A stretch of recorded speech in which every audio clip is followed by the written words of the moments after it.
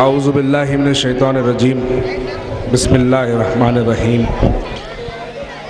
شہنشین پہ تشریف فرما محترم المقام علی جناب ممتاز احمد خان صاحب، MLA حلقہ حاضہ و امیدوار حلقہ یاقوت پورہ، میرے برادران وجاہت علی خان صاحب، شیخ شکیل محمود صاحب، وجاہت علی خان صاحب، دیگر مجلس رکبہ، محبان مجلس، بیٹھ کر سننے والے نوجوانوں، بزرگوں اور پردہ نشین سننے والی میری عزت دار ماں اور بہنوں، حضرات، جیسا کہ آپ تمام جانتے ہیں کہ انتخابات کا اعلان ہو چکا ہے، اور انتخابات کا اعلان ہوا تو تمام سیاسی جماعتیں اپنے اپنے امیدواروں کو حلقوں کے اندر پیش کی۔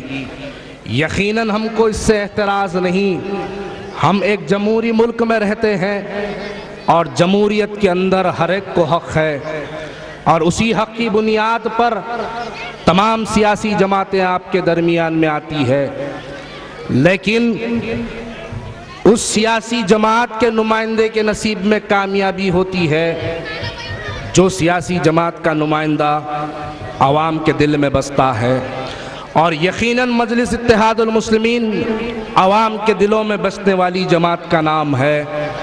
میں آپ کو تمام باتیں نہیں بتاؤں گا، بس میں آپ کو کچھ واقعات آپ کے سامنے رکھوں گا۔ عزیزان ملت، میں آپ سے زیادہ وقت نہیں لوں گا، مختصر سے وقت کے اندر آپ کے سامنے کچھ حقائق رکھوں گا اور اب میں اپنی نشست واپس لوں گا۔ اذان کے بعد جلسے کی مکمل کی جائے۔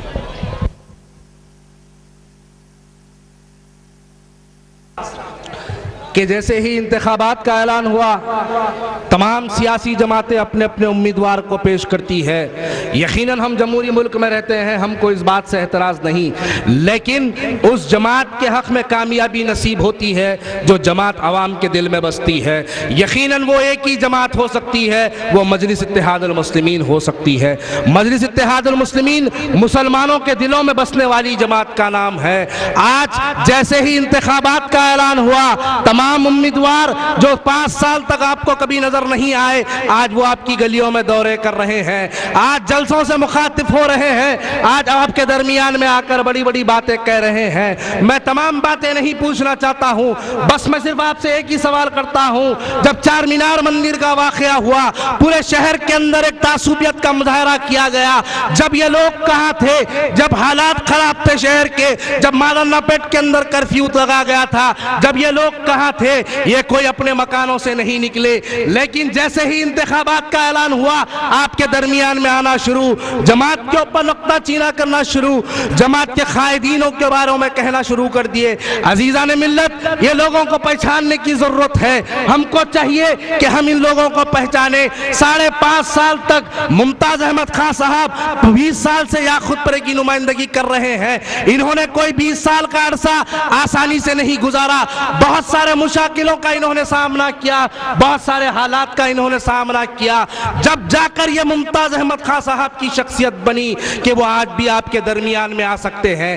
یہ جو لوگ آج ہمارے درمیان میں مقابلے کے لیے آ رہے ہیں، 94 میں انہوں نے انتخابات لڑا، انہوں نے 99 کے اندر مجلس اتحاد المسلمین کے مقابل لڑا، 2004 کے اندر انہوں نے کوششیں کی، 2099 کے اندر انہوں نے کوششیں کی، 2009 کے اندر انہوں نے کوششیں کی۔ یہ جانتے ہیں کہ یہ یاقوت پورے کے اندر سے کامیابی حاصل نہیں کر سکتے، لیکن ان کا مقصد صرف یہ ہے کہ مسلمانوں کے اندر ایک انتشار پیدا کیا جائے، ان کا مقصد صرف یہ ہے کہ مسلمانوں کے اندر ایک تفرقہ پیدا کیا جائے۔ میں آپ کو اس کی مثال دیتا ہوں، 2009 کے جب نیو ڈیلیمیٹیشن بنائے گئے، آپ جانتے ہیں جس حلقے کے اندر ہم ٹھہرے ہیں، یہ حلقہ یاقوت پورہ کہا جاتا ہے۔ مسلمانوں، میری بات کو غور سے سننا، میرے الفاظ کو لکھ کے لے کے جاؤ۔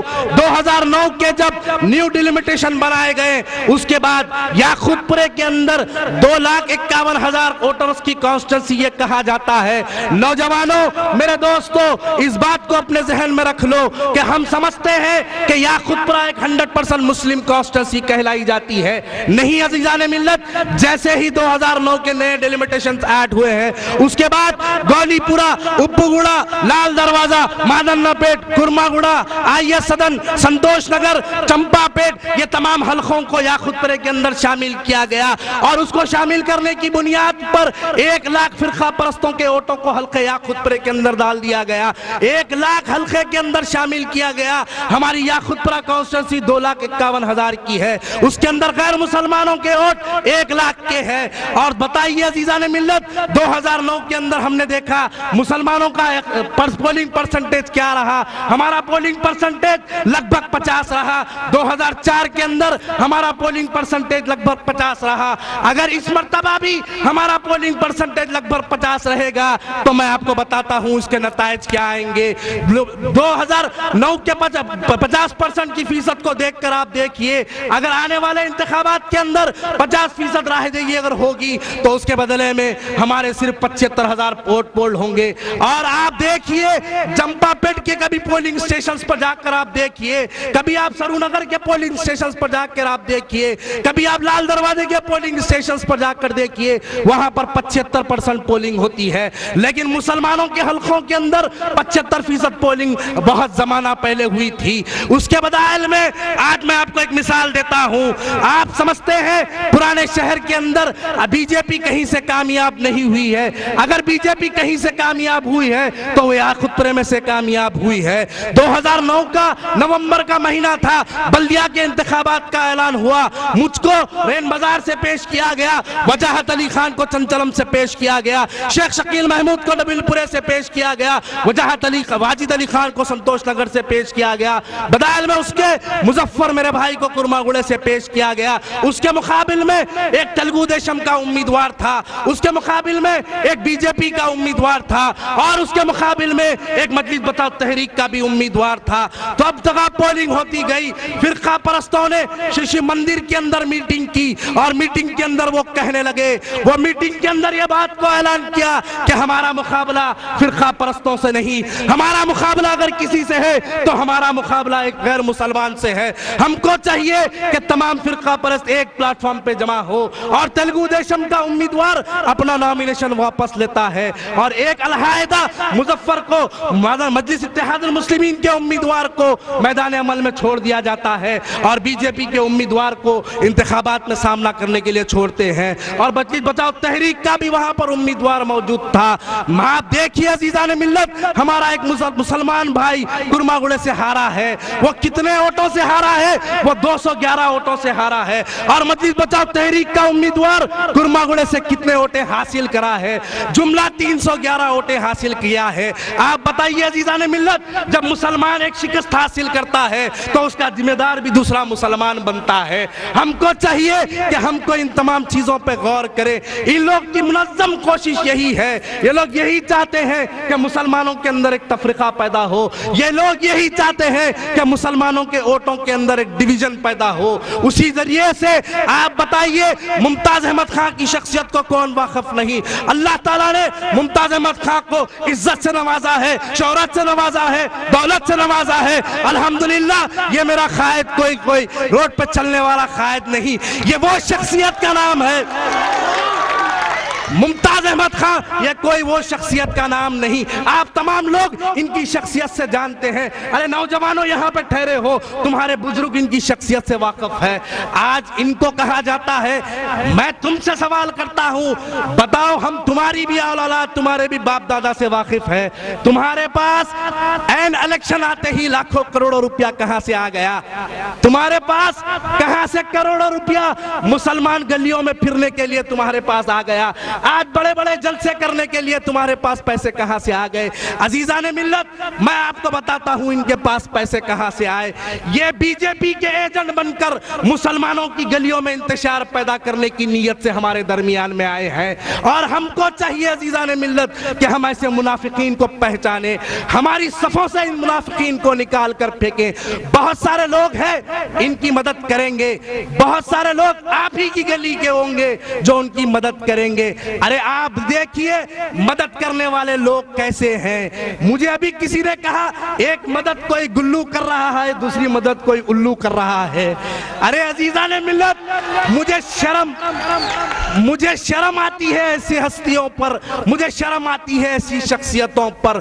ارے تم صرف اپنی کچھ ذاتی بات کو منانے کے خاطر مسلمانوں کے اندر انتشار پیدا کرتے ہو۔ ارے مسلمانوں کے اندر انتشار پیدا کرنا بس کرو۔ آپ کو میں تیسری بات بتاتا ہوں عزیزان ملت، 10 مارچ کا آپ پیپر دیکھیے اخبار سیاست کے اندر کہا گیا کہ یاقوت پورے کے اندر سے بی جے پی نے اپنا نامینیشن واپس لے لیا۔ عزیزان ملت، جھوٹی خبریں آپ تک پہنچائی جا رہی ہے، جھوٹی خبروں کو شائع کیا جا رہا ہے۔ یہی گولی پورے کا ایک روپ سنگھ نامک شخص جو ایک فرقہ پرست شخصیت کہلاتی ہے لال دروازے کی، اس نے اپنا نامینیشن فائل کیا اور وہ بی جے پی کا امیدوار بن کر حلقوں کے اندر کام کر رہا ہے۔ میں دعوے کے ساتھ کہتا ہوں کہ کبھی وہ سالم چوک پہ نہیں آئیں گے، کبھی وہ امان نگر میں نہیں آئیں گے، کبھی وہ تالاب کٹے کی گلیوں میں نہیں پھریں گے، کبھی وہ یعقوب پورے میں نہیں آئیں گے، بڑے بازار پہ نہیں آئیں گے، لیکن ان کا منشا و مقصد صرف یہ ہے کہ ہندو بستیوں کے اندر کام کریں، ہندو بستیوں کے اندر کام کر کر ان کو ایک پلیٹ فارم پر جمع ہونے کی دعوت دیں، اور مسلمانوں کے اندر ایسے کچھ فرقہ پرست ایجنٹوں کو بھیجا دیا جاتا ہے اور ہمارے اندر ایک آپسی انتشار پیدا کر کر ان کو کامیابی کی سبب پہنچانے کی کوششیں کی جا رہی ہے۔ یہ تمام باتیں آپ کو بتانا اس لیے چاہتا ہوں کہ ہم کو چاہیے منافقوں کو ہماری صفوں سے پہچانے، اور ممتاز احمد خان کی شخصیت آپ کے سامنے کوئی نئی نہیں ہے، آپ کو ان کے بارے میں زیادہ کچھ کہنے کی ضرورت نہیں ہے، لیکن میں صرف ایک واقعہ ممتاز احمد خان صاحب کا آپ کے سامنے رکھتا ہوں کہ پچھلے 2 سال پہلے 1.5 سال پہلے آپ نے دیکھا چار مینار مندر کا واقعہ ہوا، چار مینار مندر کا واقعہ ہوا، یہی فرقہ پرست پولیس 5,500 کی پولیس لے کر چار مینار کو گھیر کے رکھی تھی۔ یہ اکیلا تنہا شخصیت ممتاز احمد خان تھی جو اپنے مکان سے دوڑتے ہوئے چار مینار کی طرف بھاگتا ہے۔ یہ اکیلا ممتاز احمد خان وہ شخصیت ہے جو چار مینار کی طرف دوڑتے ہوئے اس بات کا اعلان کرتا ہے، چار مینار کی طرف اکیلے دوڑتے ہوئے اس بات کا اعلان کرتا ہے کہ میں دیکھتا ہوں کہ یہ فرقہ پرست پولیس چار مینار کے دامن میں مندر کی تعمیر کیسے کرتی ہے۔ چار مینار کے دامن میں مندر کی تعمیر کو روکنے والی مجلس اتحاد المسلمین ہے۔ جب یہ لوگ آپ کے درمیان میں نہیں آئے، جب ہمارا جھگڑا چل رہا تھا، یہ لوگ خاموش تھے۔ بتائیے عزیزان ملت، کیا چار مینار آپ کا اور میرا نہیں ہے؟ جب لوگ آج آپ کے ہمارے درمیان میں پھر رہے ہیں، وہ لوگ تب کہاں تھے؟ وہ لوگ تب کہیں باہر نہیں نکلے، لیکن جیسے ہی انتخابات آیا آپ کے درمیان میں آنا شروع ہو گئے۔ بہت سارے جلسے ہوں گے، آپ کو اور بھی واقف کرواؤں گا۔ وآخر الدعوانا الحمدللہ رب العالمین۔